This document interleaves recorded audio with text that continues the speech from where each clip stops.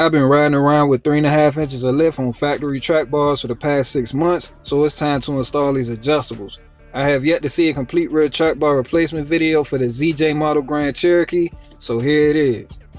Now there's two fasteners holding this rear track bar in place, one at the axle side and the other attaching it to the uniframe. So I'm going to jack the pumpkin up as high as I can, then set the jack stands under the uniframe just in front of the rear lower control arm. That way I can let the axle hang and relieve any tension on these track bar bolts.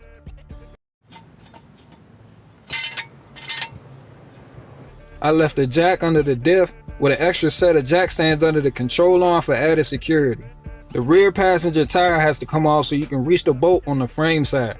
You'll need a T55 torque socket to remove the bolt while you hold the nut still with an 18mm wrench. I'm using my impact with the 8-inch extension so I can come in at an angle and reach that bolt.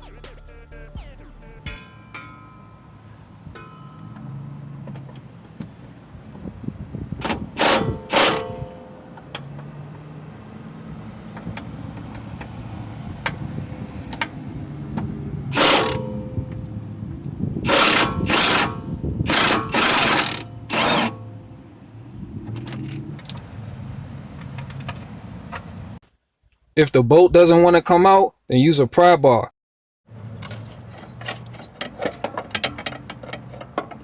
I had to lower the axle just a little bit more, then with the pickle fork and the hammer, I knocked it the rest of the way out.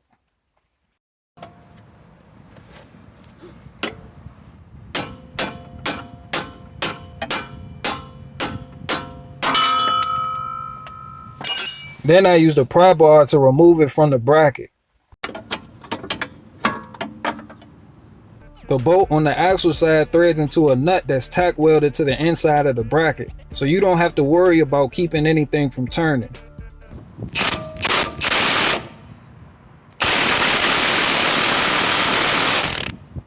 Now that's torque loss due to the extension that I have on my electric impact. This track bar bolt has thread lockers, so I suggest you get your hands on a good impact wrench.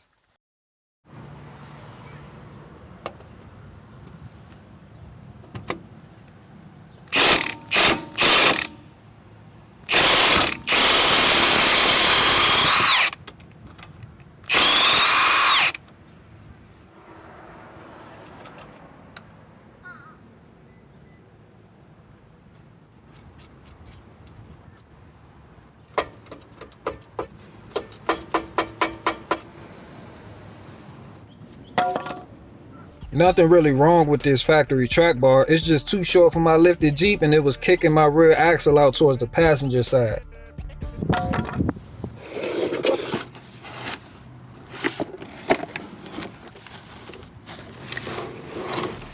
I ordered this online from Rough Country and it only cost me $150 ship, which isn't bad. The main reason I decided to go with Rough Country track bar is because it was the only one I saw that was fully adjustable while on the vehicle, which means I don't have to take it off to adjust in length, which means the trial and error process will be a lot less labor intensive. It's the same concept as a tie rod where you turn the adjustment sleeve to make it shorter or longer. Not only is this replacement stronger than the factory unit, it weighs almost twice as much and covers up to 4 inches of lift. So for now, I'm going to dial it in so it's 1 inch longer than my factory track bar.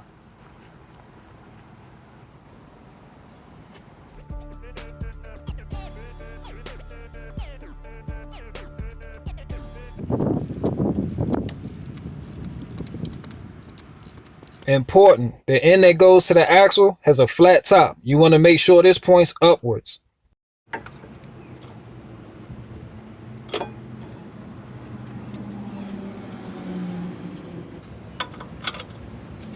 Once you have it in place, hand tighten the bolts. Do not torque them down yet.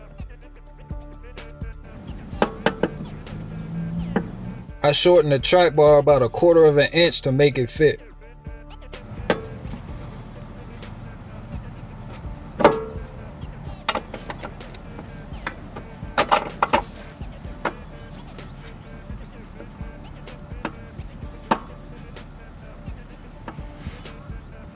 I'm hitting my pickle fork with a hammer to knock this bolt through.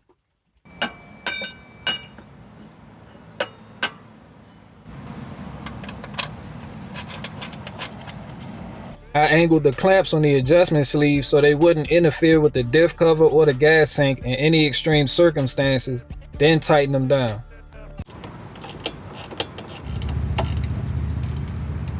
Then I lifted the Jeep and removed the stands from under the uniframe and lowered the Jeep on jack stands under the control arms. This sets the preload by putting the weight of the Jeep on the suspension, which mimics the vehicle being in ride height. Now you can tighten the track bar bolt.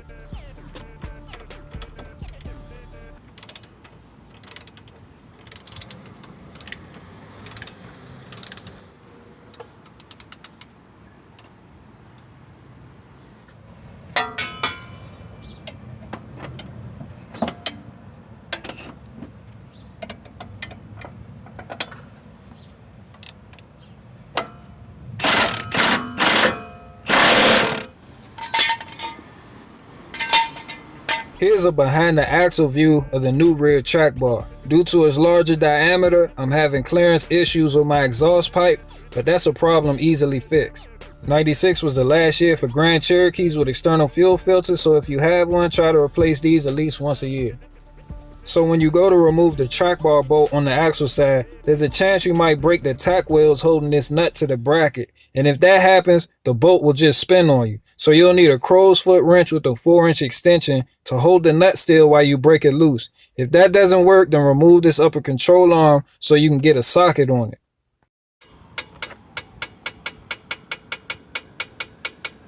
I can tell you now, my axle may not be perfectly centered, but it's a lot better than what it used to be. Instead of measuring, I took the easy way out and just eyeballed it. It also looks like there's an equal amount of space from the coil spring to the inside of the tire on both sides, which will allow me to clear wider tires.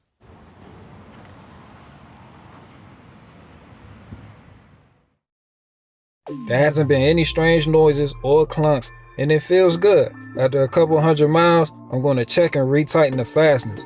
I also have an adjustable track bar for the front that's been collecting dust in my closet, but I'll get around to that within the next couple of weeks. So until next time, y'all stay tuned.